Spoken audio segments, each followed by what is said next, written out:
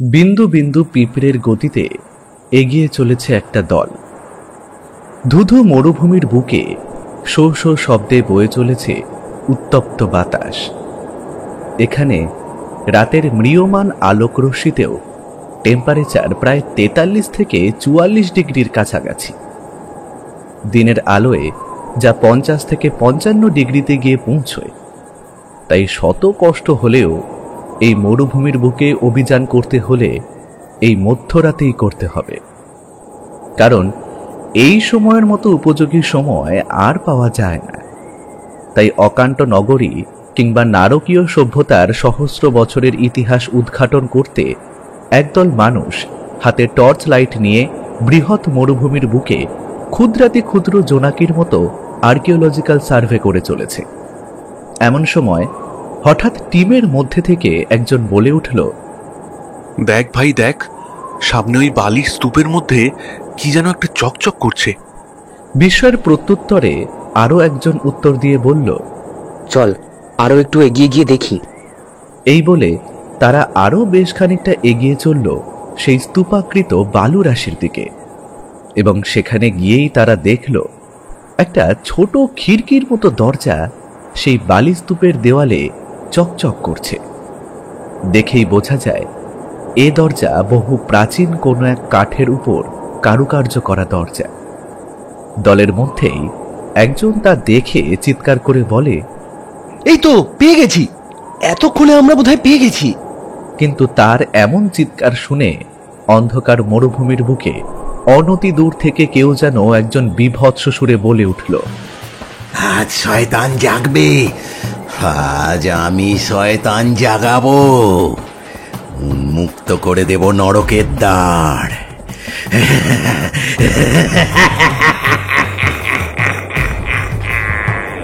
কিন্তু মরুভূমির বুকে রাত বিরেতে প্রাচীন নগরী অনুসন্ধানকারী এই দল কিছু একটা খুঁজে পাওয়ার আনন্দে ওই বিভৎস হাসি বেমালুম এড়িয়ে গেল, এবং সেই প্রাচীন দরজা ঠেলে ভিতরে ঢুকতেই সবাই যেন পা পিছলে পড়ে গেল কোনো এক অজানা অন্ধকার গুহায়।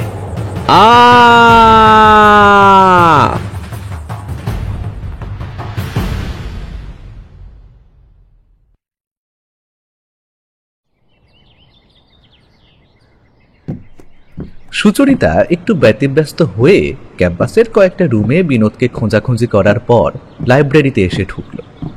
তার জুতোর খটখটে আওয়াজে খুব ভালো করেই বোঝা যাচ্ছে সে বিনোদকে খুঁজতে খুঁজতে প্রায় বিরক্ত হয়ে পড়েছে। তারপর লাইব্রেরিতে বিনোদকে বসে থাকতে দেখে সুচরিতা একটু চাঞ্চল্যতা নিয়ে বলল, এ কি, তুমি এখানে বইতে মুখ গুজে বসে আছো, আর আমি কখন থেকে তোমাকে খুঁজছি। কথাগুলো সুচরিতা বেশ রাগান্বিত হয়েই বলে ফেলল। ফলত তাই আর বিনোদের বুঝতে অসুবিধে হলো না যে সুচরিতা বেশ রেগে আছে। তাই সে নরম সুরে সুচরিতাকে বলল, কি হয়েছে, এমন রেগে আছো কেন? রেগে থাকবো না তো কি করবো শুনি? আজ কত তারিখ তোমার মনে আছে?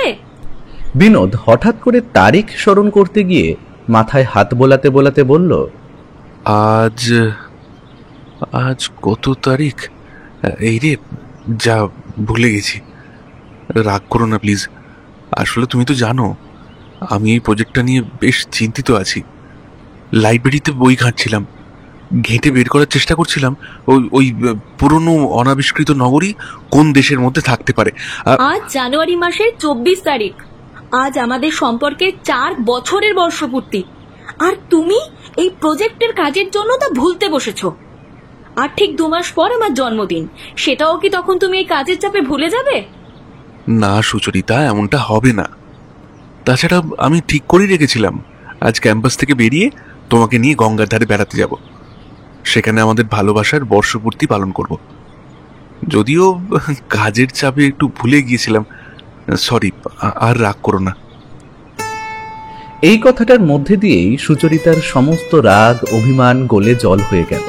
সে উৎফুল্ল সুরে বলল, সত্যি তুমি আমাকে নিয়ে গঙ্গার ধারে যাবে? হ্যাঁ, যাবো তো। কি মজা! অনেক দিন পর আবার তোমার হাত ধরে সন্ধ্যার পড়ন্ত আলোয় গঙ্গার ধারে বসতে পারবো। আর হ্যাঁ, তখন যে মুখ বুজে বই পড়ছিলে কিছু কি অনুমান করতে পারলে? মানে ওই অনাবিষ্কৃত নগরী কোন দেশে থাকতে পারে? এবার বিনোদ খানিকটা সিরিয়াস হয়ে বলল, কতগুলো বই ঘেটে দেখে শুনে যা বুঝলাম, ওই অনাবিষ্কৃত নগরী সৌদি আরবের কোনো এক স্থানে পেতে পারি। কিন্তু এত বড় দেশের মধ্যে কোথায় যে সেই নগরীর ধ্বংসাবশেষ চাপা পড়ে আছে তা কি করে বুঝবো? এটাই তো বুঝতে পারছি না। আচ্ছা, তুমি দেখো এই বইটা, এই কটা লাইন পড়লে তুমিও বুঝতে পারবে।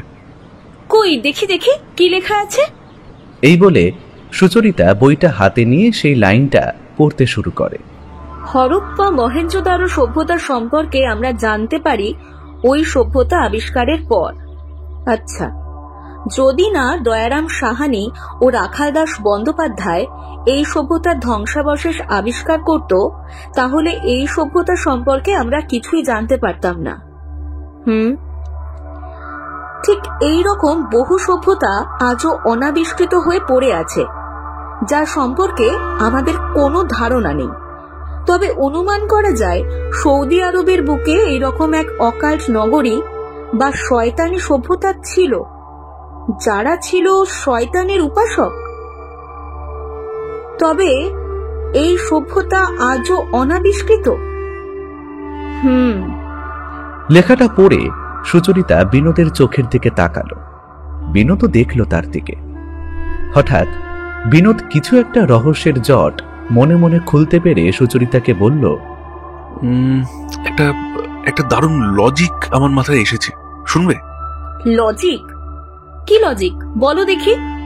দেখো, পুরনো সেই অনাবিষ্কৃত সভ্যতা যেহেতু অনুমান করা যায় অকাল্ট সভ্যতা,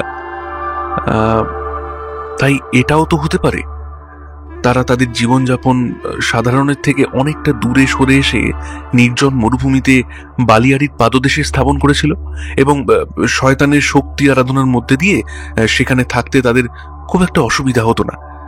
কিন্তু সাধারণ মানুষ অতিরিক্ত তাপমাত্রার কারণে সেই মরুভূমিতে কখনো আসতো না, আর অকাল্ট জনজাতি সম্পর্কে কিছু জানতও না। অর্থাৎ বলতে চাইছি যে সাধারণ মানুষের থেকে দূরত্ব বজায় রাখার জন্য তারা মরুভূমির মতো স্থান তো ব্যবহার করতেই পারে। সবটা শুনে সুচরিতা বলল, হ্যাঁ, এমনটা হতেও পারে। তবে সৌদি আরবে মরুভূমি ছাড়াও বহু পাহাড় ও পাথুরে গুহা ছিল, ফলত তারা মরুভূমি ছাড়াও পার্বত্য এরিয়াতেও তো নগর স্থাপন করতে পারে, কি তাই তো? হ্যাঁ পারতো, তবে তার সম্ভাবনা একটু কম, কারণ তারা শয়তানের আরাধনা করত। আর পার্বত্য এরিয়াতে সাধারণ মানুষ ঘুরতে আসতো একটা অকাল্ট জাতি খুব ভালো করে জানে, তাই তারা এমন স্থান নির্বাচন করবে যেখানে সাধারণ মানুষ যায় না। হ্যাঁ সে ঠিক, তবে সৌদি আরবের বুকে এমন কোনো জায়গা আছে যেখানে সাধারণ জনজীবন যায় না? আছে আছে, একটা জায়গা আছে। আমার অনুমান যদি ভুল না হয়, তবে ওই অকাল্ট নগরীর ধ্বংসাবশেষ আমরা ওখানেই পাবো। তাই নাকি? কোথায় জায়গাটা বলো তো? জায়গাটা হলো সৌদি আরবের আর রুব আল খালি মরুভূমি। এটা খালি এলাকা নামেও পরিচিত। এটা বিশ্বের বৃহত্তম বালুময় মরুভূমিগুলির একটি। এটি আরব উপদ্বীপের দক্ষিণ তৃতীয়াংশে অবস্থিত। দক্ষিণ সৌদি আরব, ওমান, সংযুক্ত আরব আমিরাত ও ইয়েমেনের অংশবিশেষ এই মরুভূমিতে পড়েছে। মরুভূমিটির আয়তন 6,50,000 বর্গ কিলোমিটার, যা বাংলাদেশের আয়তনের প্রায় 4.5 গুণ। অত্যন্ত উত্তপ্ত ও বসবাসের অযোগ্য এই মরুভূমিতে কোনো লোকজন বাস করে না, এমনকি দুঃসাহসী আরব বেদুইনরাও কেবল এর প্রান্ত সীমাতেই বিচরণ করে থাকে। বিংশ শতাব্দীর মাঝামাঝি পশ্চিমা অভিযাত্রীরা মরুভূমিটি ঘুরে দেখতে শুরু করেছিলেন। এখানে তাপমাত্রা দুপুরের দিকে 55 ডিগ্রি সেলসিয়াস ছাড়িয়ে যায়, আর এখানকার বালিয়াড়িগুলি 300 মিটারেরও বেশি উঁচু হয়ে থাকে। সম্ভবত গোটা পৃথিবীতেই এটি জীবনের জন্য সবচেয়ে প্রতিকূল অঞ্চল। কিন্তু তা সত্ত্বেও পুরো মরুভূমি জুড়েই বিভিন্ন ধরনের স্থানীয় উদ্ভিদ ও পশু পাখির দেখা মেলে, যা বিজ্ঞানীদের জন্য একটি বিস্ময়ের বিষয়। যেখানে এমন সবুজ প্রাণীর সৃষ্টি হয়, আমার বিশ্বাস ওর নিচেই বালিতে চাপা পড়ে আছে অকাল্ট নগরী। বিনোদের মুখে সবটা শুনে সুচরিতাও খানিক বিস্মিত হলো। সে কি বলবে তা বুঝতে পারল না। দুজনেই খানিকক্ষণ পুরোপুরি চুপচাপ। লাইব্রেরি রুমের খোলা জানলা দিয়ে শীতের মিঠে রৌদ্র এসে পড়েছে লম্বা লম্বা বেঞ্চগুলোর উপর। জানলার ওপাশে একা দাঁড়িয়ে থাকা অর্জুন গাছে সবে সবে কোকিল ডাকতে শুরু করেছে, অর্থাৎ খুব শিগগিরই বসন্ত আসছে। এমন সময় হঠাৎ বিনোদের চোখ চলে গেল লাইব্রেরির পুরনো বইপত্রের তাকের দিকে। সেখানে তক্ষক সাপের মতো বড় একটা টিকটিকি টিকটিক করে শব্দ করে ডাকছে। তৎক্ষণাৎ সুচরিতা বলল, দেখো দেখো, টিকটিকি ডাকছে, অর্থাৎ তোমার কথা 100% সত্যি হওয়ার সম্ভাবনা আছে। চলো তাহলে আমরা ওই অনাবিষ্কৃত নগরী আবিষ্কার করতে বেরিয়ে পড়ি, কি বলো? এমন সময় ক্যাম্পাসে 11:30টার ক্লাস শেষের ঘন্টাটা বেজে উঠল। দৌড়তে দৌড়তে বিনোদ ও সুচরিতার খুব কাছের একজন বন্ধু তুহিন এসে হাঁপ ছেড়ে বলল, এ কি রে, তোরা এখানে? আমি তোদেরকে কখন থেকে খুঁজছি। চল চল, তাড়াতাড়ি চল। AKR স্যারের আজ শেষ ক্লাস। উনি আজ বোধহয় আর্কিওলজিক্যাল সার্ভের ওই অকাল্ট নগরী আবিষ্কারের কিছু তথ্য দিতে পারেন। তাড়াতাড়ি চল। হ্যাঁ, তাড়াতাড়ি চল ভাই, আজ AKR স্যারের ক্লাসটা ভীষণ ইম্পর্টেন্ট। এই বলে তিনজনই ক্লাসের দিকে চলে গেল। আর্কিওলজিক্যাল বিভাগে উৎকৃষ্টতম কোনো এক আবিষ্কারের আশায় বিনোদ উদ্বিগ্ন। তাই আর্কিওলজি নিয়ে মাস্টার্স করার সুবাদে আজ তার কাছে এই আবিষ্কারের সুযোগ এসে উপনীত হয়েছে, এবং বিনোদ সেই সুযোগকে মোটেই হাতছাড়া করতে চায় না।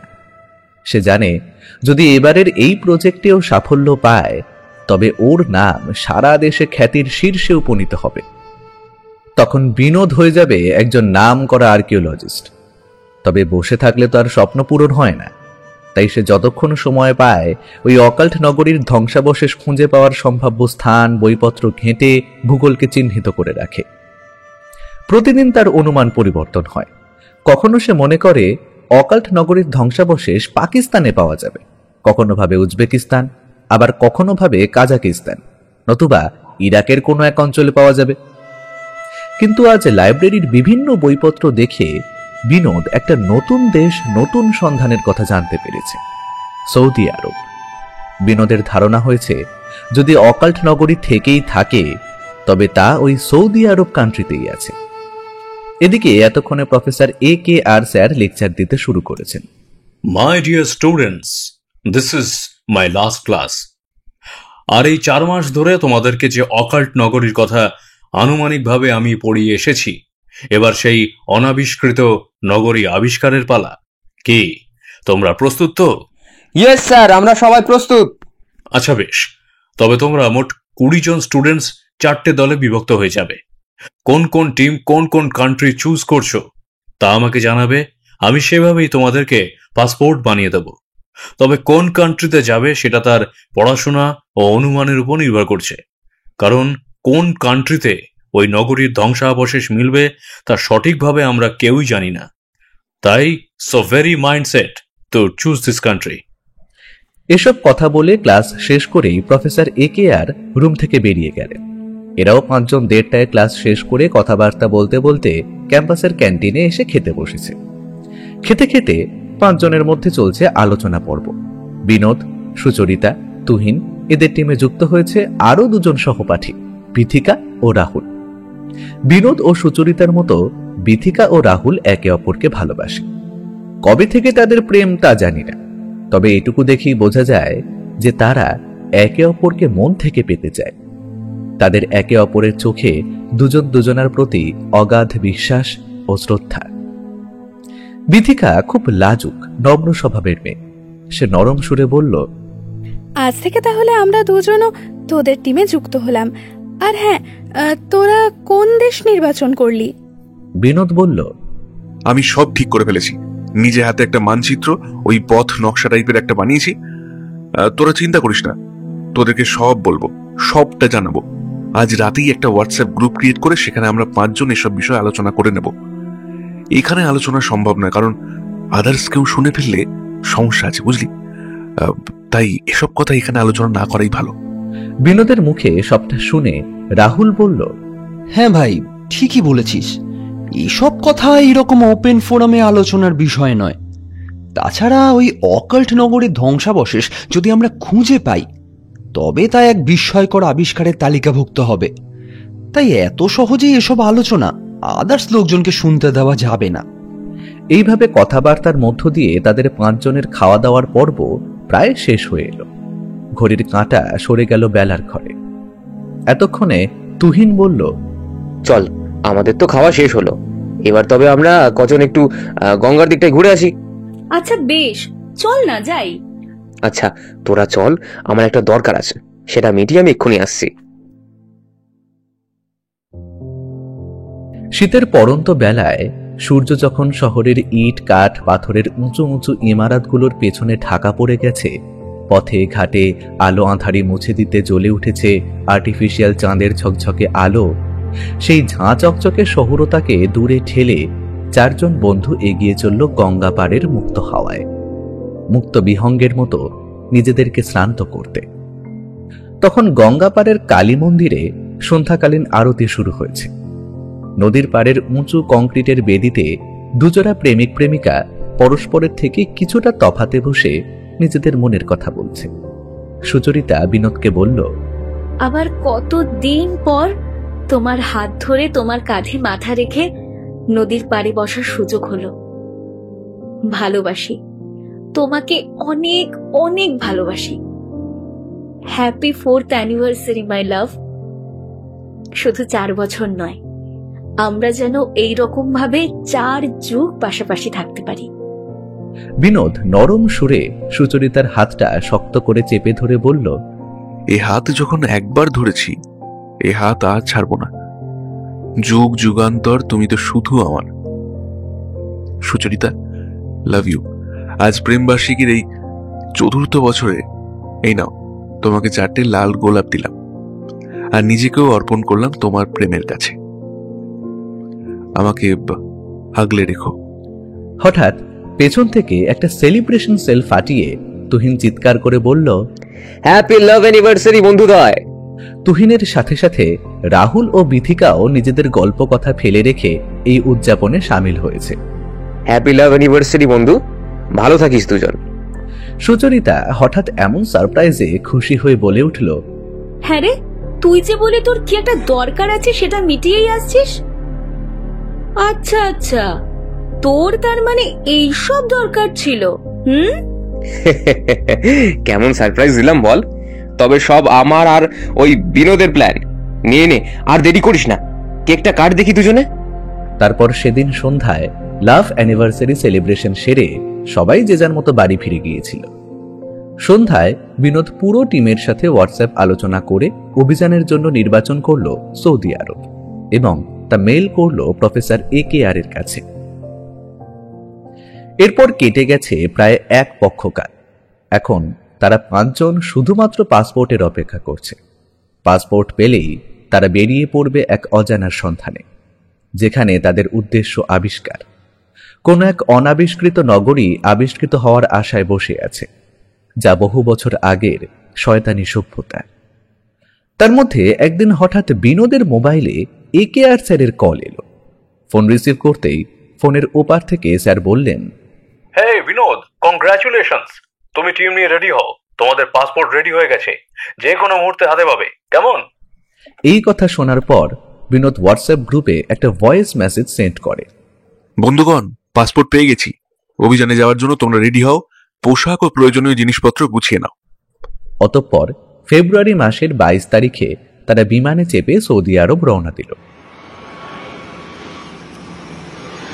সৌদি আরবের বাদশাহ খালিদ বিমানবন্দরে নেমে বিনোদ নিজের ব্যাগ থেকে মানচিত্রটা বের করে বলল, এখান থেকে এখনো প্রায় 150 কিলোমিটার দূরে একটা মরুভূমির পাদদেশ। সেখানে একটা গ্রাম আছে, গ্রামটির নাম খালি গ্রাম, আর ওই গ্রামের পর থেকেই আল খালি মরুভূমির সূচনা।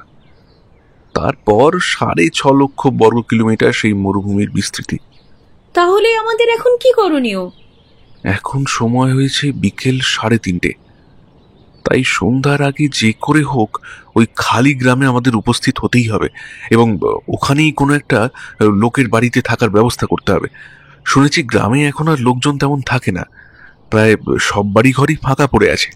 তাহলে আর একদম দেরি করিস না ভাই, তাড়াতাড়ি একটা গাড়ি ব্যবস্থা কর। এইসব বলতে বলতে একটা 4 চাকা গাড়ির ড্রাইভারকে বিনোদ ইংরেজিতে জিজ্ঞেস করলো, আমরা 5 জন আলখালি মরুভূমির নিকটস্থ খালি গ্রামে যাব, নিয়ে যাবেন? ড্রাইভারটা সবটা শুনে উপর নিচে মাথা দুলিয়ে হ্যাঁ সূচক উত্তর দিল। সবাই পরপর নিজেদের ব্যাগপাত্রা গুছিয়ে গাড়িতে উঠে পড়ল। গাড়ি ছাড়ল। নতুন দেশ, নতুন শহর। গাড়ির বন্ধ কাঁচের দিকে চেয়ে রইল 5 জন। চেয়ে চেয়ে দেখতে থাকলো সৌদি আরবের চারিদিকের দৃশ্য। গাড়িতে ধিমি তালে বেজে চলেছে একটা উর্দু গজল। সেই গজলের সুরে মাথা দোলাতে দোলাতে বিথিকা, রাহুল, সুচরিতা 3 জনই ঘুমিয়ে পড়েছে। তুহিন আর বিনোদ গাড়ির কাঁচের আবছা দৃষ্টিতে বাইরের দিকে চেয়ে রয়েছে আগের মতনই। উঁচু উঁচু ইমারত পেছনে ফেলে গাড়িটা ছুটে চলেছে শহরের বুক চিরে। প্রায় 150 কিলোমিটার রাস্তা, তাই খালি গ্রাম পৌঁছতে তাদের বেশ সময় লেগে যাবে। এমন সময় বিথিকার ফোনে একটা অজানা নাম্বারে কল আসে, আর রিংটনে বেজে ওঠে একটা পরিচিত হিন্দি গান। তৎক্ষণাৎ গাড়ির ড্রাইভারটা বলে ওঠে, आप लोग हिंदी समझते हो? बिल्कुल, बहुत अच्छे से समझते हैं। ড্রাইভারটা এবার যেন খুব উৎসাহ নিয়ে জিজ্ঞেস করলো, अरे आप लोग भी हिंदी भाषी हो? नहीं, हम लोग बांग्ला भाषी हैं। हम लोग भारत के पश्चिम बंगाल में रहने वाले हैं। अच्छा, मैं भी भारत से ही हूँ। मेरा नाम अकबर है। यूपी से हज करने के लिए यहाँ आया था और मैं देश लौटा नहीं। लेकिन आप लोग यहाँ पे कोई काम पे आए हो क्या? हम सब स्टूडेंट हैं, एजुकेशन पर्पस में आर्कियोलॉजिकल सर्वे करने आए हैं। बहुत बढ़िया, बहुत बढ़िया। अच्छे से काम करना और कोई जरूरत पड़े तो मुझे कॉल करना। मेरा मेरा मेरा मेरा नंबर ले लो। হঠাৎ দেশ ছেড়ে এতটা দূরে একটা ভিন্ন দেশে কাজের সূত্রে এসেও এমন কাকতালীয়ভাবে একজন ভারতীয়র সাথে দেখা হয়ে যাবে, সে কথা না ড্রাইভার আকবর জানতো, না সে কথা তুহিন জানতো। তবে এমন দেখা হওয়াতে 2 তরফেই একটা ভালো লাগা বোধ কাজ করে গেল। তাই বিভিন্ন রকম কথাবার্তায় তাদের গাড়ির মধ্যে নিস্তব্ধতা তো কাটলই, এমনকি 4 ঘন্টার পথ জার্নিটাও যেন বিনা বোরিংয়েই সমাপ্ত হলো। অতঃপর অন্ধকার মাখা একটা পথের শেষে এসে 4 চাকাওয়ালা গাড়িটা থামল। সবাই যে যার ব্যাগপত্র নিয়ে গাড়ি থেকে নামতেই অনতি দূরে দেখতে পেল একটা বিস্তীর্ণ জায়গা জুড়ে কতগুলো ছোট ছোট ঘর। সেখানে বোধহয় ইলেকট্রিসিটি নেই। সেই ঘরগুলো থেকে টিমটিম একটা আলোর অস্বচ্ছ রেখা কিছুটা দূরে এসেই গাঢ় অন্ধকারে মিলিয়ে যাচ্ছে। চারিদিকটা কেমন যেন নিস্তব্ধ। রাতের ঝিল্লি পোকার চিৎকার আর শ্মশানপুরীর মতো সৌদি আরবের এমন গ্রাম দেখে বিথিকা বলল, আমরা কোথায় চলে এলাম? ভাই বিনোদ, এখানে তো এলাম ঠিক কথা, কিন্তু এখানে থাকবো কোথায়? বিনোদ এতক্ষণে ব্যাগ থেকে সেই ম্যাপটা বের করে আবারও একবার দেখে নিল। পরিকল্পনা মতো ঠিকঠাক জায়গায় এসেছে কিনা সেটা একবার যাচাই করে নিল। তারপর রাহুলের কথায় উত্তর দিতে যাবে এমন সময় ড্রাইভার আকবর বলল, तुम लोगों का यहाँ पे रहने का बंदोबस्त है ना? नहीं, देखो ना भैया, तुम कुछ बंदोबस्त कर सकते हो क्या? ठीक है, तुम लोग यहाँ पे ठहरो। मैं फकीर मियाँ से बात करके अभी आया। এই বলে গাড়ির কাছে তাদেরকে দাঁড় করিয়ে রেখে একটা সরু অন্ধকারের পথ বেয়ে আকবর এগিয়ে গেল সেই টিমটিমে আলোর উৎসস্থলগুলির দিকে। এদিকে ধীরে ধীরে রাতের গভীরতা বৃদ্ধি পেয়েছে। ভারতের মাটিতে রাতের যেমন শরীর, যেমন নেশা, সৌদি আরবেও রাত সেই একই রকম, কোনো রকম পার্থক্যই লক্ষ্য করা যায় না। তবে স্বদেশে রাত্রির যে মায়া আছে, ভিন দেশে তা নেই। সবটা কেমন যেন অবাস্তব বলে মনে হচ্ছে। 5 জন অন্ধকারে গাড়ির পাশে ব্যাগপত্র রেখে দাঁড়িয়ে থাকতে থাকতে হঠাৎ করেই বিকট ঘ্যাস ঘ্যাসে সুরে বয়ে আসা একটা আওয়াজ শুনতে পেল। 5 জনে এতক্ষণে দক্ষিণের খালি গ্রামের দিকে তাকিয়ে দাঁড়িয়েছিল।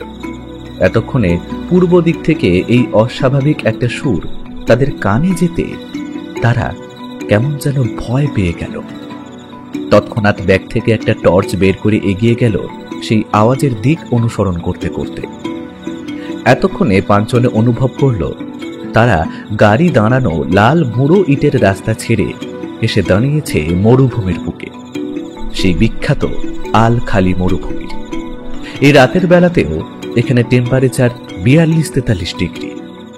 তবে যে সুর অনুসরণ করতে করতে তারা মরুভূমির বুকে উঠে পড়েছে, এতক্ষণে সেই সুরটাও বন্ধ হয়ে গেল।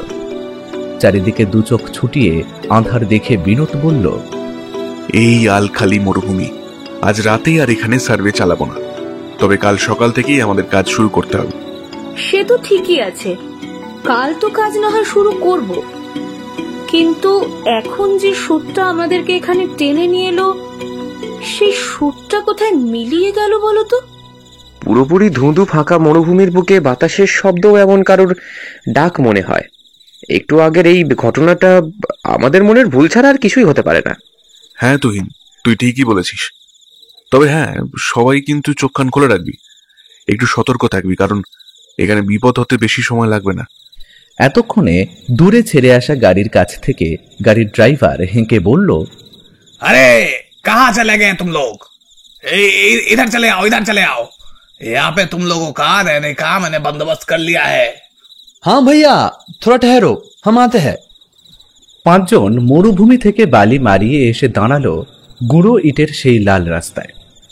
তখনই তারা দেখল একজন বৃদ্ধ লোক মুখের সামনে লণ্ঠন উঁচিয়ে তাদের সামনে দাঁড়িয়ে ভয়ানক সুরে বলল, বাহ, অনেকগুলো বছর পরে আবার বাঙালির সাথে দেখা হয়ে গেল।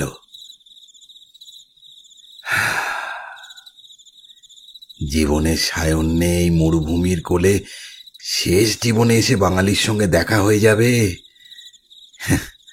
এ তো আমার পরম সৌভাগ্য। এসো এসো এসো এসো, আমার কাছেই থাকো, এখানে আর কেউ থাকে না, একে একে সবাই চলে গেছে, অনেক দূরে চলে গেছে। বৃদ্ধের মুখে বাংলা কথা শুনে সামনে উপস্থিত 5 জন অবাক হয়ে গেল। তৎক্ষণাৎ তাদের ভ্রু কুঁচকে যেতে দেখে বৃদ্ধ বলে উঠল, কি ভাবছ? আমার মুখে বাংলা শুনে অবাক হচ্ছ?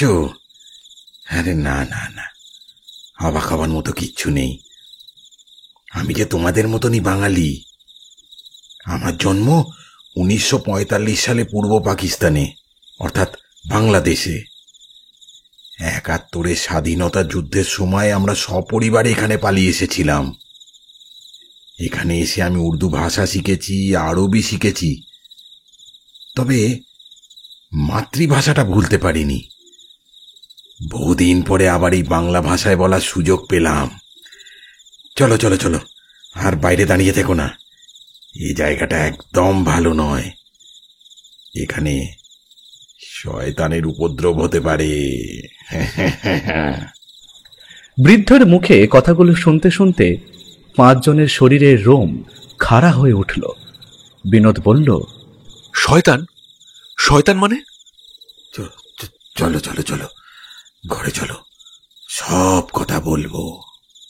অতঃপর বিনোদ ড্রাইভার আকবরের গাড়ির ভাড়া মিটিয়ে দিয়ে তাকে বিদায় জানিয়ে বৃদ্ধর সাথে সামনের অন্ধকার সরু পথ বেয়ে এগিয়ে চলল সামনের ছোট ছোট ঘরগুলোর দিকে। ড্রাইভার আকবর গাড়ি স্টার্ট দিতে দিতে বলল, भाई लोग तुम सब संभल के रहना, हाँ, और कोई जरूरत पड़े तो मुझे कॉल कर लेना। এই বলে আকবর চলে গেল। এদিকে 5 জন সারাদিনের ক্লান্তিতে এই রাতের বেলায় প্রায় নেতিয়ে পড়েছে। তাড়াতাড়ি তারা বৃদ্ধের সঙ্গে বৃদ্ধর কুঠুরি ঘরে গিয়ে ঢুকল। আসো আসো আসো, সাবধানে আসো। কুঠুরির মধ্যে ঢুকেই আবারও 5 জন অবাক হলো, কারণ ঘরটা বাইরে থেকে দেখে যেমন কুঠুরি বলে মনে হচ্ছে, ভেতরটা কিন্তু তেমনটা নয়। ঘরে ঢুকতেই চারিদিকে শূন্য, কোনো আসবাবপত্র নেই। একদিকে মেঝের উপর একটা লম্বা চাঁটাই পাতা আছে, আর একদিকে পতপত করে জ্বলছে একটা লণ্ঠন, আর ঘরের এক কোণ থেকে একটা বড় সিঁড়ি নিচের দিকে নেমে গেছে, অর্থাৎ ভেতরটা পুরোপুরি ফাঁপা। মাটির নিচে আন্ডারগ্রাউন্ড ঘর আছে। বৃদ্ধ হাতে লণ্ঠন নিয়ে এগিয়ে গিয়ে সেই সিঁড়ি বেয়ে নিচে নামল। বৃদ্ধকে অনুসরণ করতে করতে 5 জন নিচে নেমে দেখলে সেখানে 2টো পৃথক ঘর আছে। বৃদ্ধ ঘর দুটোকে দেখিয়ে দিয়ে বলল, এই যে 2টো ঘর আছে, বিছানা পত্র সব আছে। 2টো বিছানায় তোমাদের 5 জনের তো হয়েই যাবে। বাবা, কতদিন ধরে অপেক্ষা করে আছি। কেউ তো আসুক এই শয়তান নগরী আবিষ্কার করতে। কেউ আসে না, কেউ আসে না। জানো, আজ প্রায় 35 বছর পরে আবার কেউ এলো এই শয়তান নগরী আবিষ্কার করতে। এতক্ষণে সুচরিতা ও বিথিকা দুজনে একটা ঘরে গিয়ে বিছানায় ক্লান্ত শরীর নেতিয়ে পড়েছে। আর সামনের দিকের ঘরটায় বলতে থাকা বৃদ্ধর এসব কথা শুনে বিনোদ, রাহুল আর তুহিন তিনজনের গায়ের লোম কেমন যেন খাড়া হয়ে যাচ্ছে। বৃদ্ধ আরো বলছে, আগে আরো 10-12টা প্রত্নতাত্ত্বিক দল এসেছিল, কিন্তু ওই শয়তান নগরীর ধ্বংসাবশেষ তারা কেউ খুঁজে পায়নি। এমনকি তারাও ওই ধুধু মরুভূমির বুকে পথ হারিয়ে মরেছে, আর কেউ ফেরেনি। এতক্ষণে বিনোদ বলল, কিন্তু আমরা যে ওই শয়তান নগরীর খোঁজে এসেছি, এই কথা আপনি কিভাবে জানলেন? জানি জানি, সব জানি। তাছাড়া আকবর তো বললো তোমরা নাকি কি সব সার্ভে টার্ভে করতে এসেছো। তখনই বুঝেছি তোমরা ওই শয়তান নগরীর খোঁজে এসেছো। এই যে আলখালি মরুভূমির পুরো পাশেই একটা খালি গ্রাম, এই গ্রামে আপনি ছাড়া আরো লোকজন থাকে তো নাকি? না বাবু, এখানে আমি একাই থাকি। থাকতো একটা সময়, অনেক লোকজন এখানে থাকতো,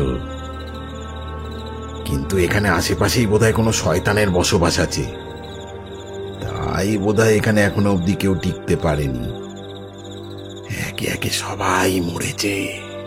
কিন্তু আপনার কিছু হয় না? আপনি এত বছর ধরে এখানে একা একা আছেন। রাহুলের এমন প্রশ্নে একটা বিকট হাসি দিয়ে বৃদ্ধ বলল, আমার আমার আবার কি হবে?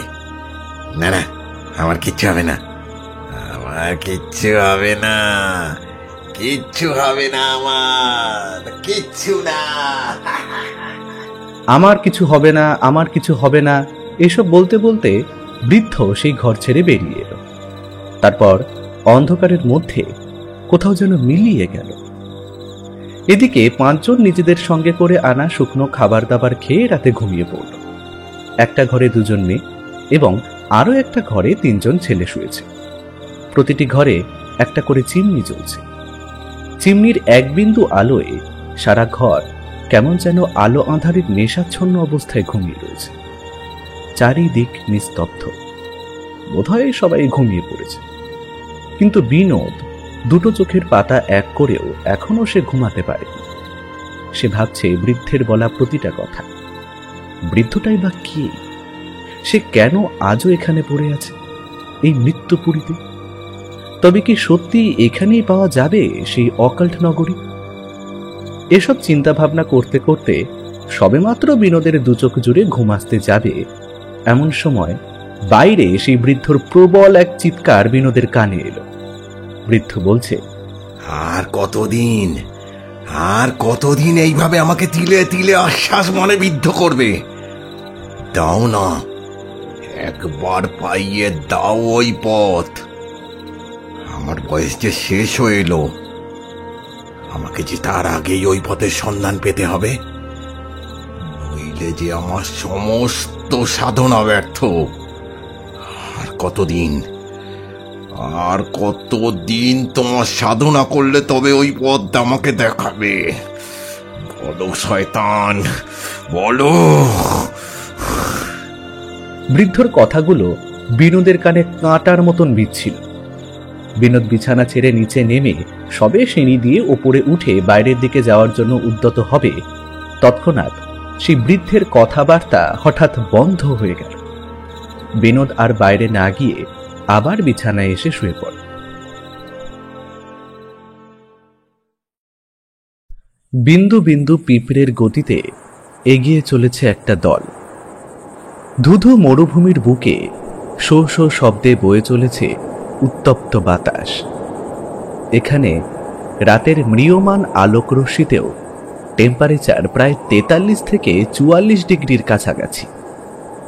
দিনের আলোয় যা 50 থেকে 55 ডিগ্রিতে গিয়ে পৌঁছয়।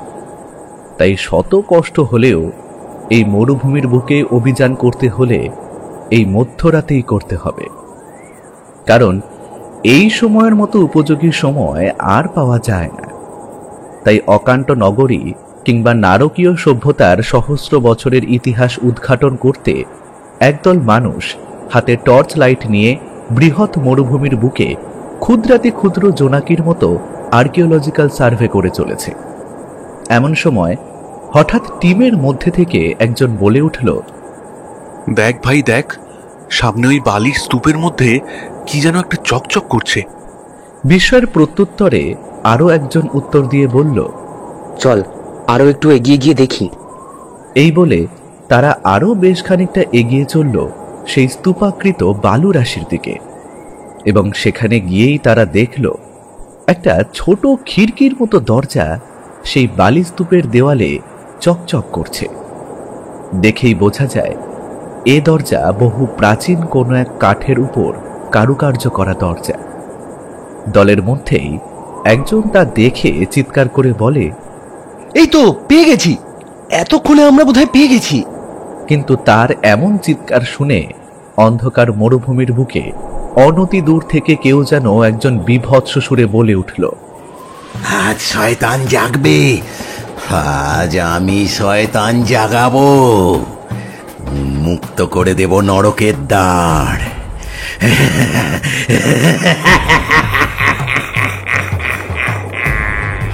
কিন্তু মরুভূমির বুকে রাত বিরেতে প্রাচীন নগরী অনুসন্ধানকারী এই দল কিছু একটা খুঁজে পাওয়ার আনন্দে ওই বিভৎস হাসি বেমালুম এড়িয়ে গেল, এবং সেই প্রাচীন দরজা ঠেলে ভিতরে ঢুকতেই সবাই যেন পা পিছলে পড়ে গেল কোনো এক অজানা অন্ধকার গুহায়।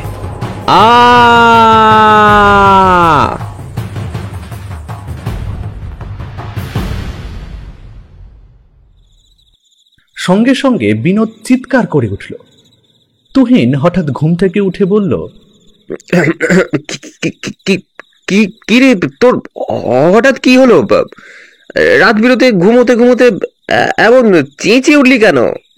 বিনোদ সদ্য ঘুম ভাঙা দুটো চোখ একবার কচলে নিয়ে বলল, দুঃস্বপ্ন দেখেছি ভাই, দুঃস্বপ্ন। এই নে একটু জল খা আর ঘুমিয়ে পড়। এত দুশ্চিন্তা করিস না, দুশ্চিন্তা করছিস বলেই ঘুমের ঘোরে এসব দুঃস্বপ্ন আসছে, বুঝলি? চল শুয়ে পড়। পরের দিন সকালবেলায় ঘুম থেকে উঠে পাঁচজনই বাইরে বেরিয়ে দেখে বৃদ্ধ তাদের কুঠুরির সামনের গাছটার গোড়ায় হেলান দিয়ে বসে আছে। পাঁচজনকে কুঠুরি থেকে বের হতে দেখে বৃদ্ধ বলল, কি সবার ঘুম কেমন হলো? বলছি মশা টশা কামড়ায়নি তো? রাহুল হেসে উত্তর দিল, না না, মশা কামড়ায়নি, ঘুম ভালোই হয়েছে। আচ্ছা, এখানে খাওয়া দাওয়ার ব্যবস্থা কোথায় পাওয়া যাবে? ও মা, তোমরা এখানে আমার অতিথি হয়ে এসেছো, তোমাদের খাওয়ার ব্যবস্থা আমিই করে দেব, তোমাদের ওসব নিয়ে চিন্তা করতে হবে না। এক মুঠো ডাল ভাত হলেও 5 মানুষের ভাত দেওয়ার ক্ষমতা আমার আছে। না না, এ কি, আপনি বৃদ্ধ মানুষ, আপনি কেন রান্না করবেন? আমরা না হয় রান্না করে নেব। না, রান্না নিয়ে ভাবতে হবে না, তোমরা যে কাজে এসেছো সেই কাজটা মন দিয়ে করো। ওই শয়তান নগরী খুঁজে বার করো, আমি না হয় এক মুঠো রান্না করে খাওয়াবো খন। এতক্ষণে বিথিকা বলল, না না, আপনি বরঞ্চ ওদের সাথে যান, নয়তো মরুভূমির মাঝে ওরা পথ হারিয়ে ফেলতে পারে। আমাকে দেখিয়ে দিন, আমি রান্না করছি। বিথিকার কথায় বৃদ্ধ আর দ্বিমত করল না। অতঃপর সকালের টিফিন সেরে বিনোদ, রাহুল, তুহিন তিনজনের সাথে পথপ্রদর্শক হিসাবে বৃদ্ধ অকাল্ট নগরীর ধ্বংসাবশেষ খুঁজতে বেরিয়ে যায়। এদিকে রান্নার দায়িত্বে থাকে সুচরিতা আর বিথিকা। বৃদ্ধ পথপ্রদর্শকের মতো তিনজনের সঙ্গে থাকে এবং সৌদি আরব সম্পর্কে, এই শয়তান সভ্যতা সম্পর্কে যা কিছু তার জানা তা তিনজনকে শোনাতে থাকে। বৃদ্ধ বলে, সৌদি আরবের মাদাইন সালিহার কাছে আরবীয় উটসহ বেদুইন মহিলারা বেশ্যাবৃত্তি পরিত্যাগ করে একসময় শয়তানের আরাধনা শুরু করেছিল। তারা এলাকার আল্লাহ বলে মনে করত ওই শয়তানকে। মরুভূমি জাহাজের উটকে ভোগ চড়াতো ওই শয়তানের উদ্দেশ্যে, কিন্তু তখনও শয়তান জাগ্রত ছিল না। আজও অবশ্য জাগ্রত নেই। তাই আগে যারা শয়তানের সাধনা করত তাদের মধ্যে যারা বর্তমানে আছে তারা এখনো পর্যন্ত শয়তানের সাধনা করে যায়। তারা সবাই গোপনে গোপনে আজ ওই শয়তানকে জাগ্রত করতে চায়, কিন্তু তা যে ভীষণ কঠিন কাজ। আপনিও নিশ্চয়ই চান সেই পুরনো শয়তান সভ্যতার সম্রাট শয়তান জাগ্রত হোক? না না না, আমার মতো সাধারণ একজন মানুষ কিভাবে এই শয়তানকে জাগ্রত করবে? তাছাড়া ওই শয়তান সাধনার একটা বিশেষ দিক ছিল। সৌদি আরবের উচ্চ জাতীয় মানুষ যখন নিম্ন জাতি মানুষের উপর অন্যায় অত্যাচার শুরু করলো, তখন সেই নিম্ন জাতির মানুষের মন রাগে ক্ষোভে প্রতিহিংসা পরায়ণ হয়ে উঠল। আর তখনই তারা আল্লাহর নাম নেওয়া বন্ধ করতে শুরু করলো। হাজার হাজার বছর আগে ধ্বংস হয়ে যাওয়া শয়তান সভ্যতার সম্রাট শয়তানের। কিন্তু তাতে বিশেষ কিছু লাভ হয়নি। শয়তানকে জাগ্রত করার একটা বিশেষ রীতি আছে, অবশ্য সে রীতি প্রায় সকলেরই অজানা। তুহিন বৃদ্ধকে বলল, আচ্ছা, আপনি আমাকে একটা কথা বলুন তো, আপনি নিশ্চিত এই মরুভূমির মধ্যেই কোনো এক জায়গায় এই শয়তান নগরীর ধ্বংসাবশেষ পাওয়া যাবে? অবশ্যই, আমি নিশ্চিত এখানেই কোথাও না কোথাও একটা জায়গায় আছে ওই ধ্বংসাবশেষ। এইভাবে খুঁজতে খুঁজতে রাত হয়ে এলো এবং এইভাবে আরো কয়েকদিন অতিবাহিত হলো। তবুও কোনোভাবেই অকাল্ট নগরীর কোনো চিহ্ন মাত্র চোখে পড়ল না। পরের দিন রাতে খাওয়া দাওয়া করার পর সবাই যে যার মতো ঘুমিয়ে পড়েছে। এমন সময় বিনোদের কানে এলো কেমন যেন একটা বীভৎস আওয়াজ। সৌদি আরবের আকাশে তখন মধ্যরাতের রক্তচাঁদ পশ্চিমের মরুভূমির বুকে ধীরে ধীরে তা তলিয়ে যাচ্ছে, আর তার বুক থেকে ঝরে পড়া ক্লান্তিময় আঁধার মরুভূমির কোলে অবস্থিত খালি গ্রামের উপর ছড়িয়ে পড়েছে বিস্তীর্ণভাবে। চারিদিকে ছোট বড় কাঁটা জাতীয় গাছ ও সবুজ গাছের পাতা থেকে উষ্ণ বাতাসে বালি বেয়ে পড়ছে ঝিরিঝিরি শব্দে। ইটের গুঁড়ো দিয়ে বাঁধানো লাল রাস্তার আশেপাশে আর কুঠুরির সামনে ধুধু বালিয়ারির উপর টাল টাল অন্ধকার নেমে আসছে আকাশ থেকে। তবে আশ্চর্যের বিষয়, বালি বাতাস মাখাই রাতের সঙ্গে অন্ধকারে গা মিশিয়ে কালো কাপড় পরা কোনো এক প্রাণ আঁধারের মধ্য দিয়ে কুঠুরির সামনের দিকে এগিয়ে যাচ্ছে, সেই মরুভূমির দিকে যেদিকে প্রথম দিন তারা 5 জনে একটা সুরের টানে এগিয়ে গিয়ে দাঁড়িয়েছিল। এতক্ষণ বিনোদের অবচেতন মনে দৃশ্যমান এই দৃশ্যপট ভেঙে গেল বাইরে থেকে আসা বৃদ্ধর গুচ্ছ মন্ত্রোচ্চারণের মধ্য দিয়ে। কিছুক্ষণ ধরে সেই মন্ত্রোচ্চারণ বিনোদের কানে আসার পর বিনোদ খেয়াল করল পাশের ঘরের দরজাটা খট করে খুলে বিথিকা ধীরে ধীরে বাইরে বেরিয়ে আসছে। ঘরের মধ্যে জ্বলতে থাকা চিমনির টিমটিমে আলোয় বিথিকার চোখ মুখ স্পষ্ট দেখতে পাওয়া যায় না, তবে এটুকু বোঝা যাচ্ছে সে যেন স্বইচ্ছায় বাইরে বের হয়নি, তাকে কেউ যেন টেনে হিচড়ে বের করে নিয়ে যাচ্ছে। বিনোদ দেখে শুনে পাশে শুয়ে থাকা রাহুলকে চুপি চুপি ডাকে, রাহুল, ওই রাহুল, ওঠ, দেখ বিথিকা কোথায় বেরিয়ে চলে যাচ্ছে। ডাকতে ডাকতে কনুই দিয়ে ধাক্কা দিয়ে বিনোদ রাহুলকে জাগিয়ে দেয়। রাহুল চোখ খুলে দেখে বিথিকা ঘর থেকে বেরিয়ে এসে সিঁড়ি দিয়ে উপরে উঠে যাচ্ছে। রাহুল হঠাৎ কিছু বুঝতে না পেরে বিনোদকে জিজ্ঞেস করল, কি রে, কি হয়েছে? বিথিকা এমন করে বাইরে যাচ্ছে কেন? এখানেই তো বাথরুম ছিল, বাইরে কি করতে যাচ্ছে ও? ও স্বেচ্ছায় যাচ্ছে না রে, ওকে বোধহয় মন্ত্র চালনা করেই নিয়ে যাওয়া হচ্ছে। চল ওঠ, ওর পিছন পিছন চল, দেখি কি হয়। ওই যে শুনতে পাচ্ছিস না, গুচ্ছ মন্ত্রোচ্চারণের শব্দ ভেসে আসছে। এইসব কথাবার্তা বলতে বলতে দুজন বিছানা ছেড়ে বিথিকার পিছু নিল। বিথিকা সিঁড়ি ভেঙে উপরে উঠে কুঠুরি থেকে বের হয়ে সামনের মরুভূমির দিকে হেঁটেই চলেছে। তারপর হঠাৎ বিথিকার প্রবল চিৎকার দুজনের কানে এলো। দুজনে তড়িঘড়ি টর্চের আলো ফেলে এগিয়ে গিয়ে দেখল সামনে একটা উঁচু বালির ঢিপির উপর বিথিকা অজ্ঞান হয়ে পড়ে রয়েছে। তাকে এমন মূর্ছিত অবস্থায় দেখে রাহুল কেমন যেন ঘাবড়ে গেল। বিথিকাকে এসে কোলে করে তুলে নেয়। বিনোদ বলল, চল রাহুল, তাড়াতাড়ি ওকে নিয়ে ঘরে ফিরে চল, নয়তো সমস্যা হতে পারে। এমন সময় হঠাৎ মরুভূমির মাঝে প্রবল এক বালি ঝড় ধেয়ে এলো। শোঁ শোঁ শব্দে ঝোড়ো বাতাসে হু হু করে বালি উড়ে যাচ্ছে বাতাসের সাথে। সেই ঝোড়ো বাতাসে রাহুল বিথিকাকে নিয়ে আর এক পাও এগোতে পারল না। রাহুল, চোখ বন্ধ করে নে ভাই, আর বিথিকার চোখ মুখটা একটু ঢেকে দে। প্রায় 10-15 মিনিট মাথা হেঁট করে বসেছিল দুজন।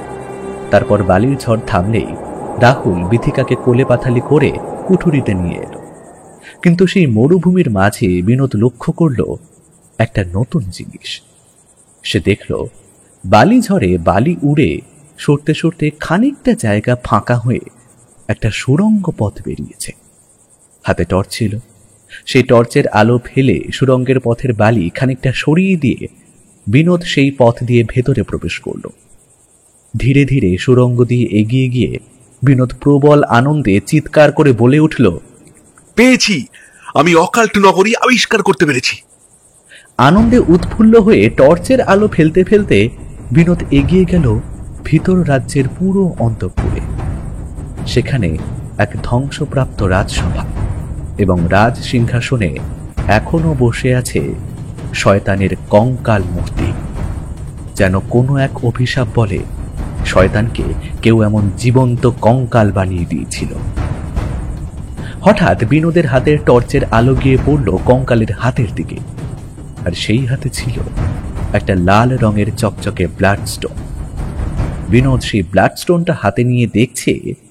এমন সময় পেছন থেকে সেই বৃদ্ধ ফকির মিয়া বিনোদের মাথায় লাঠি দিয়ে আঘাত করে।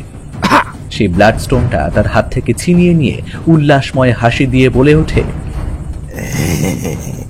পেয়েছি, বহুদিন উপেক্ষা করবার পর আমি নরকের দারুণ মুক্ত করার চাবি কাঠি পেয়ে গেছি। আজ আমি শয়তান জাগিয়ে নরকের দারুণ মুক্ত করতে পারলেই অমরত্ব লাভ করব। বিনোদ মাথায় প্রচন্ড আঘাত পাওয়ায় চোখের সামনে আর কিছুই দেখতে পাচ্ছে না, তবে কানে স্পষ্ট শুনতে পাচ্ছে বৃদ্ধর কথা, তার উল্লাসময় হাসি। প্রচন্ড কষ্টের সত্ত্বেও বিনোদ বলে উঠল, শয়তান, আমি ঠিকই সন্দেহ করেছিলাম। তুইও গোপনে ওই শয়তান সাধনা করিস। তুইও চাস নরকের দারুণ মুক্ত করতে। তবে তবে এতদিন অপেক্ষা করছিলিস কেন? আমি জানি তুই এই অকাল্ট নগরীর রাস্তা জানতিস,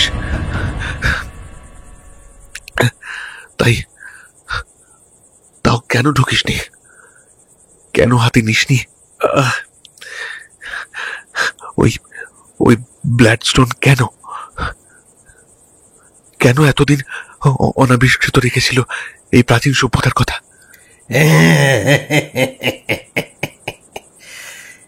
আমি এই সভ্যতা আবিষ্কার করতে পারতাম, তাতে একজন প্রত্নতাত্ত্বিক হিসেবে আমার নামও উজ্জ্বল হতো। এর থেকে আর বেশি কি হতো? কিছু না। কিন্তু আমি অমর হতে চেয়েছি। বহু বছর ধরে এই শয়তানের সভ্যতা নিয়ে আমি গবেষণা করেছি। সেখান থেকে এই সভ্যতার একটা সংকটের কথা উল্লেখ ছিল। যদি কোনো মুসলমান এই নগরীতে প্রথম প্রবেশ করে এবং প্রথম শয়তানের হাত থেকে ব্ল্যাকস্টোনটা তুলে নেয়, তবে নরকের দ্বার চিরতরে বন্ধ হয়ে যাবে। আমার নাম ফকির মিয়া, আমি একজন মুসলমান। তো তাই শয়তান সাধনা বলেই শয়তান নগরী স্থান তো জেনেই গিয়েছিলাম, কিন্তু কখনো ঢুকিনি। অপেক্ষা করেছি। আর আগেও যারা এই সভ্যতার খোঁজে এসেছিল তারা সকলেই মুসলমান। তাই তাদেরকেও আমি শেষ করেছি। তোরা নেহাত হিন্দু, তাই তোদের নিয়ে কাজ হাসিল করবার জন্যই তোদের বাঁচিয়ে রেখেছিলাম। এবার সমস্ত গল্প এখানেই শেষ হয়ে যাবে। এই বলে বৃদ্ধ ফকির মিয়া সেই শয়তানের কঙ্কালের সামনে বসেই একটা ছক কেটে ছকের মধ্যবর্তী অংশে ব্লাডস্টোন রেখে নরকের দ্বার উন্মোচন করতে গুচ্ছ ইসলামিক মন্ত্রোচ্চারণ শুরু করেছে। এতক্ষণে মাথার আঘাতে বিনোদ জ্ঞান হারিয়েছে। মন্ত্রোচ্চারণের সঙ্গে সঙ্গে সেই প্রাচীন নগরীর প্রতিটা দেওয়াল কেমন যেন কেঁপে কেঁপে উঠছে। চারিদিকে শয়তানের এক ভয়ঙ্কর বার্তাবরণ। এমন সময় মন্ত্রোচ্চারণের প্রবল ক্ষমতায় বৃথিকা যেন বাঁধা গরুর মতো কোনরূপ দ্বিধা দ্বন্দ্ব ছাড়াই দুরন্ত গতিতে কুঠুরি ঘর ছেড়ে হেঁটে মরুভূমির ওপর দিয়ে আবারও চলে আসছে সেই অকাল্ট নগরীর অভ্যন্তরে। বৃথিকার পেছন পেছন বৃথিকাকে ডাকতে ডাকতে ছুটে আসছে তুহিন, রাহুল আর সুচরিতা। বিথিকা, ওই বিথিকা, দাঁড়া, এইরকম পাগলের মতো কোথায় চললি? অতঃপর তারা দেখল তাদের ডাকে কোনো রূপ সাড়া না দিয়ে বৃথিকা মরুভূমির অনেকটা দূরে গিয়ে একটা সুড়ঙ্গ পথ দিয়ে ভেতরে ঢুকে যাচ্ছে। বৃথিকাকে অনুসরণ করতে করতে তারাও তিনজনে এসে উপনীত হলো সুড়ঙ্গের ভিতর। তারপর যখন প্রাচীন সব ধ্বংসাবশেষ দেখল, তখন তাদের আর বুঝতে অসুবিধে হলো না যে এটাই সেই শয়তান নগরী। অন্দরমহলে প্রবেশ করতেই সুচরিতা দেখল বিনোদ জ্ঞান হারিয়ে পড়ে রয়েছে, আর এদিকে বিথিকা শয়তান সাধক ফকির মিয়ার মন্ত্রোচ্চারণে বশীভূত হয়ে তার আঁকা ছকের সামনে বসে নিজের হাতের শিরা কেটে রক্ত ছিটিয়ে দিচ্ছে ছকের মধ্যে অবস্থিত সেই ব্লাড স্টোনটার উপর। আর ফকির মিয়া চিৎকার করে করে বলছে, জাগো শয়তান জাগো, হিন্দু কুমারী নারীর টাটকা রক্ত তোমার ব্ল্যাক স্টোনকে সিক্ত করেছি। জাগো শয়তান, এবার জাগো।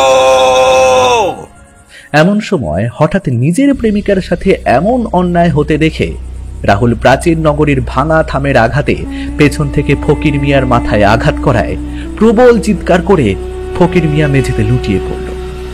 সঙ্গে সঙ্গে জ্ঞান হারালো বিথিকাও। আর এদিকে ততক্ষণে নরকের দ্বার উন্মুক্ত হয়েছে। ধীরে ধীরে নরক থেকে উঠে আসছে শয়তানের দল। আর এইসব কিছুর ভয়াবহতায় তুহিন, রাহুল কি করবে বুঝে উঠতে পারল না। চারিদিকে শয়তানের উপহাস। এমন সময় বিনোদের জ্ঞান ফেরে। বিনোদ, বিনোদ, এখন কি করণীয় বলো? শয়তান ফকির মিয়া যে নরকের দ্বার উন্মুক্ত করে দিয়েছে। বিনোদ, আমি কোথাও একবার কোনো বইতে পড়েছিলাম, সেখানে লেখা ছিল শয়তানকে শেষ করতে হলে ওর হাতের ওই ব্লাড স্টোনটাকে কোনো এক মানুষের শরীর দিয়ে পোড়াতে হবে, এবং একমাত্র সেই আগুন জ্বালাতে পারবে যার সেই দিনই জন্মতিথি। আর এমন মানুষের শরীর দিয়ে পোড়াতে হবে যে শয়তান উপাসক। তাহলে কি হবে?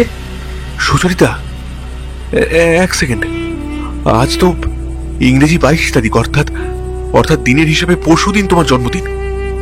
কিন্তু আমার মনে হয় আজ তোমার জন্মতিথি, কারণ এবছর অধিবর্ষ বছর পড়েছে, তাই? ঠিক আছে, তুমি যখন বলছো আমি একবার চেষ্টা করেই দেখি। যদি আজই আমার জন্মতিথি হয়, তাহলে আমার হাতে শয়তান আবার শেষ হবে, বন্ধ হবে নরকের দ্বার। কিন্তু কিন্তু যদি এমনটা না হয়, তবে তবে আজই আমাদের সবার মৃত্যু অনিবার্য। মাথায় প্রবল আঘাতে মৃত ফকির মিয়ার মুখের মধ্যে সেই ব্লাড স্টোনটাকে ঢুকিয়ে দিল তুহিন আর রাহুল। সুচরিতা সেই মৃত শরীরের উপর তেল ছিটিয়ে দিয়ে আগুন লাগিয়ে দিল। একটানা 10 থেকে 15 মিনিট চলল শয়তানি উপদ্রব। তারপর ধীরে ধীরে বন্ধ হয়ে গেল নরকের দ্বার। জীবিত হয়ে যাওয়া শয়তান পুনরায় সেই কঙ্কালে রূপান্তরিত হল, এবং শয়তানের শেষ হওয়াতে অকাল্ট নগরী ধ্বংস হতে শুরু করছে। বিনোদ চিৎকার করে বলল, চলো তাড়াতাড়ি, সবাই বাইরে বেরিয়ে চলো, কয়েক মুহূর্তের মধ্যে এই প্রাসাদ ধূলিসাৎ হয়ে যাবে। চলো তাড়াতাড়ি পালিয়ে চলো। চারিদিকের দেওয়াল ভেঙে পড়ছে, ধুমধাম শব্দের সাথে অকাল্ট নগরীর পিলার গম্বুজ সব ফেটে ঠিকরে যাচ্ছে এদিক থেকে ওদিকে। সুচরিতা, বিনোদ, রাহুল, বিথিকা, তুহিন 5 জন ক্ষত অক্ষত অবস্থায় যা হোক করে সুড়ঙ্গ দিয়ে বেরিয়ে এসে মরুভূমির বালির উপরে ক্লান্ত হয়ে শুয়ে পড়ছে। ঠিক তার কিছুক্ষণ পরে ধীরে ধীরে মরুভূমির বুকে সূর্য উঠে এলো। অতঃপর বিনোদ সেই অকাল্ট নগরীর কয়েকটা ছবি তুলে ইউনিভার্সিটিতে মেল করে দিল। তারপর সেখান থেকে তারা 5 জনে স্বদেশে ফিরে এসেছিল। আর্কিওলজিক্যাল বিভাগে এমন নতুন এক সভ্যতা আবিষ্কার করার জন্য রাজ্য সরকার কর্তৃক এই 5 জনের দলকে সেরা প্রত্নতাত্ত্বিক শিরোপায় পুরস্কৃত করা হলো। আর স্বপ্ন পূরণ হলো বিনোদেরও।